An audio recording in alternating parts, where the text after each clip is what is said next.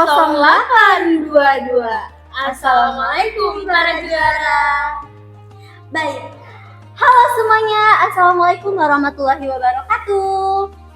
Jadi, kembali lagi bersama kami di podcast SMP IT Baitul Jannah. Edisi bulan Ramadan. Di malam ini ada yang spesial nggak sih? Iya dong, pasti. Soalnya ini kan malam 10 kedua di bulan Ramadan, atau lebih tepatnya malam 17.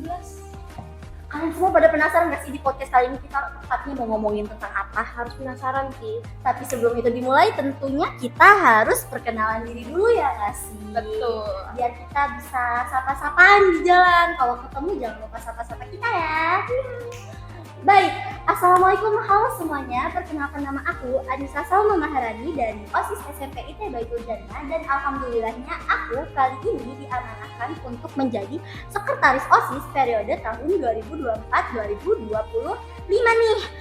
Tentunya untuk di podcast kali ini aku sama teman aku. Gak mungkin gak sih aku podcast sendirian, aku butuh narasumber juga. Aku bersama dia, silahkan perkenalkan diri. Halo teman-teman semuanya, perkenalkan nih, nama aku Afia Syahira dari OSIS SMP Baitul Jannah. Yang alhamdulillahnya nih, aku tuh dilantik 2 kali untuk menjadi sekretaris OSIS. Oh iya Afia, kali ini kita kan mau ngebahas tentang malam yang gak kalah spesialnya nih dari malam Lailatul Qadar.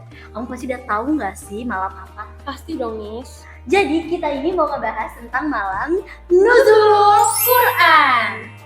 Jadi gimana sih Afia? Kamu tahu nggak sih makna tersendiri dari malam Nuzulul Quran itu apa? Tentunya aku tahu dong.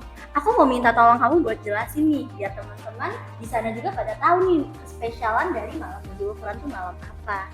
Boleh banget dong, Nis. Aku kan juga mau membagi pengetahuan aku kepada para juara di luar sana nih. Oke, mau mulai dari bagian mananya? Dari awalnya banget nih, malam Nuzulul Quran itu kenapa bisa disebut jadi malam Nuzulul Quran? Oke, jadi malam Nuzulul Quran itu adalah malam di mana Al-Quran itu diturunin ke Gua Hiro. Terus itu tuh menjadi salah satu mukjizatnya Nabi Muhammad SAW, Nis. Kamu tahu nggak gimana awal kisah kerasulan Nabi Muhammad SAW? Aku sebenarnya pribadi kurang tahu nih. Kamu boleh minta tolong nggak sih buat ngejelasin jadi gimana dari awalnya? Boleh banget, Nis. Jadi gimana caranya Nabi Muhammad itu, atau awalan cerita Nabi Muhammad itu adalah saat Allah itu menurunkan wahyu lewat Jibril untuk disampaikan ke Nabi Muhammad yang sedang ada di Gua Hiro. Oh, jadi kayak gitu. Kalau misalnya memang ada malam Nuzulul Quran, pastinya berkaitan dengan kitab Al-Quran yang diturunkan. Betul, kan? betul. Aku mau nanya nih, sebenarnya tuh surah pertama yang diturunkan ini surah apa? Karena kan dari awal kita buka Al-Quran kan Al-Fatihah nih, dengan itu buka, apakah artinya surah pertama yang diturunkan itu surah Al-Fatihah? Bukan dong, bukan. Jadi surat pertama yang diturunkan itu adalah surat Al-Alaq ayat 1-5. Tahu nggak kenapa? Aku nggak tahu sih. Kenapa bisa Al-Alaq? Jadi ya, alasannya itu cuma simpel sebenarnya. Karena di Al-Alaq, ayat pertamanya itu tuh ada bacaan yang bertuliskan Iqra. Bisa tahu nggak arti Iqra itu apa? Iqra tuh bacalah ya nggak sih? Betul banget. Jadi pada saat itu Nabi Muhammad SAW itu memiliki kekurangan di mana dia belum pasti untuk membaca. Makanya disuruh sama Jibril untuk membaca Iqra gitu loh, Nis. Nis, kamu tahu nggak sih kenapa Al-Quran itu diturunkan secara berangsur-angsur? Aku kurang tahu dan penasaran juga sih. Pastinya kalian juga penasaran gak sih kenapa Al-Quran diturunkannya secara berangsur-angsur? Kita minta dia buat jelasin, ya gak sih? Oke, boleh. Jadi, alasan mengapa Al-Quran itu turunnya secara berangsur-angsur, ya karena Nabi Muhammad itu memiliki keterbatasan dalam membaca dan menulis. Makanya Allah itu menurunkannya secara berangsur-angsur. Dan juga kalau misalnya umat muslimnya tiba-tiba dikasih 30 juz Al-Quran secara langsung, emang kuat?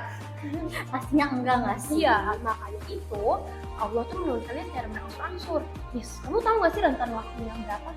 Rentan waktu penurunan Al-Quran secara berangsur-angsur? Aku sering dengar sih, tapi aku nggak tahu tanggal pastinya kapan. Tahu aku kayaknya waktunya bagus deh, kalau nggak salah 222. Berapa sih tepatnya, Afia? Oke, betul tuh 222. Jadi kita tuh diturunkan ya, Al-Quran ya maksudnya. Al-Quran itu diturunkan selama 22 tahun, 2 bulan, 2 hari. Bagus banget awalnya. Triple ya? Apa sebutannya kalau 4?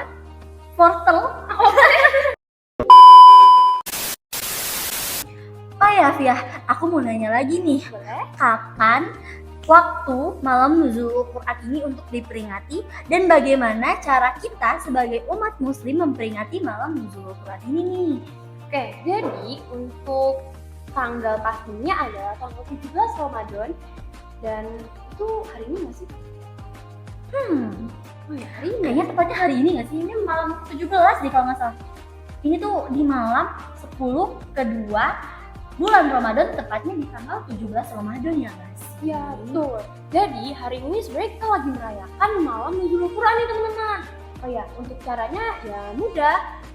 Kita tuh cuma cukup untuk membaca Al-Quran, menghafalkannya, dan mengamalkan isi Al-Quran di kehidupan sehari-hari kita nih. Siapa nih yang di sini udah hafal 30 juz? Aku! Atau juz 30? Oh ya Nis, kamu bulan ini udah khatam Al-Quran belum sih di bulan Ramadan kali ini? Aku sih belum ya, karena aku menerapkan sistem one day one juz nih. Karena ngepas banget ya sih 30 hari, kita berpuasa 30 juz juga nih. Iya 30 juz kan di Al-Quran ini. Iya, betul-betul. Makanya aku kali ini baru sampai di juz 17, karena hari ini baru hari ke-17. Kalau kamu udah khatam belum? Kalau aku sih nggak mau ngasih tahu ya, soalnya takut riba. Iya deh. Iya. Oh iya, kalau misalnya lagi baca Quran tuh, kamu pernah nggak sih ngerasa lagi tiba-tiba haus banget? Padahal sebelumnya enggak. Pastinya dong, karena sifat haus dan sifat lapar itu benar-benar kayak normal ya di kalangan manusia. Bahkan nabi-nabi dan rasul juga tuh punya tuh sifat-sifat kayak gitu, namanya sifat jais. Wah. Jadi sama aja nih, seorang nabi juga manusia. Oh ya Fiah, aku punya tips nih buat nahan haus. Aku biasanya untuk menahan haus itu pas subuh nih, sebelum imsyak atau sebelum azan subuh deh. Aku itu nyiapin 1 gelas air, itu biasanya aku bacain bismillah selama 7 kali. Sebanyak 7 kali, itu nggak pakai nafas. Jadi kayak bener-bener kayak bismillahirrahmanirrahim, bismillahirrahmanirrahim, bismillahirrahmanirrahim sampai 7 kali. Selain itu, aku juga ngebaca surah Al-Kautsar. Itu sebanyak 7 kali juga, tapi yang ini boleh nafas kok. Nggak mungkin kan kita banyakin surah baca Al-Kautsar itu sampai 7 kali nggak nafas kan nggak mungkin kan. Jadi ini beneran manjur sih di aku nggak ngerasa haus dari azan subuh berkumandang sampai azan maghrib berkumandang tuh aku bener-bener nggak ngerasain haus walaupun di hari itu banyak gappingnya. Maksudnya banyak bicaranya. Oh ya Fiah, makasih banyak ya untuk kali ini, seru banget. Aku jadi belajar banyak pengalaman baru gak sih secara nggak langsung. Banyak juga informasi yang jadi masuk untuk aku. Iya nih, nggak apa-apa, sama-sama. Aku juga udah seneng banget karena bisa berbagi pengetahuan kepada kamu dan teman-teman para juara di rumah sana. Baik, langsung aja kita closing gak sih? Aku, Anissa Salma Maharani. Dan aku, Afia Syahira, Izin pamit undur diri. 0827. Wassalamualaikum warahmatullahi wabarakatuh.